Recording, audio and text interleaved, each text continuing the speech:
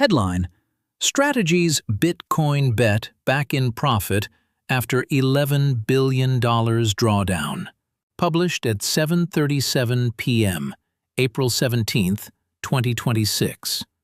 Michael Saylor's Bitcoin BTC treasury at Strategy is back in the green this morning, but only barely, and only because BTC gave him a lucky break after the US and Iran announced the reopening of the Strait of Hormuz. Strategy, formerly MicroStrategy, now holds 780,897 BTC at a blended average cost basis of $75,577 per coin, according to its own disclosure page. The company's total expenditures to amass that hoard cost $59 billion. BTC traded above $77,870 this morning, making the stack worth roughly $60.8 billion. The unrealized gain works out to $1.8 billion, or a 3% gain. After nearly 6 years of leveraged buying, debt issuances, perpetual preferred sales, and common stock dilution, the company has staged a multi-billion-dollar comeback this morning. Strategy's $11 billion unrealized loss to green again. Protos previously reported that Strategy owned 640,031 BTC on October 6, 2025, at an average cost of $73,983. BTC traded near $125,000 per coin that day. The company's paper profit at that time was an impressive $32 billion. Saylor, who pledges never to liquidate BTC, proceeded to hold every coin through a gut-wrenching downturn. 4 months later, on February 6th, BTC dropped to an intraday low of $59,930.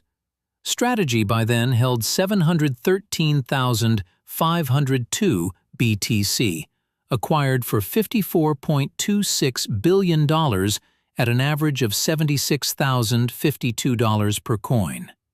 Worse, Saylor had kept buying through the decline, at prices far above the low. At the February 6th low, the position was worth just $42.7 billion. The unrealized loss had reached negative $11.50 billion, or a negative 21.2% unrealized loss. Besides seeing more red on his screen, nothing much else about the corporation changed over that time period.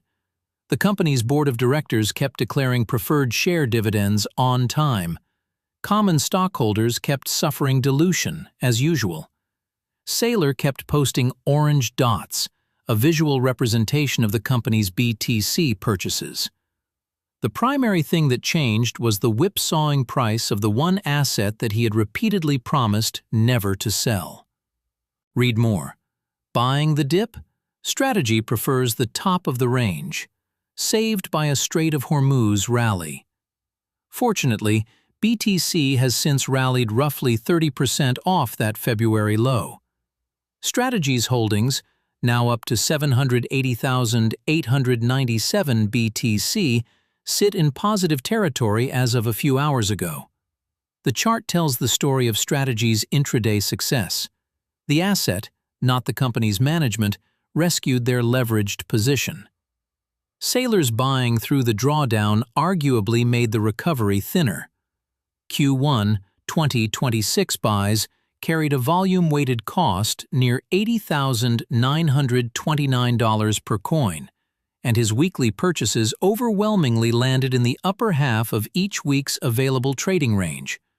Those overpriced buys are what pushed the company's blended cost basis up. The same company that once sat on a $32.6 billion gain in October now has a $1.8 billion gain, and was more than $11 billion underwater in the interim. This recording is AI-generated. For more crypto news and investigations, visit protos.com.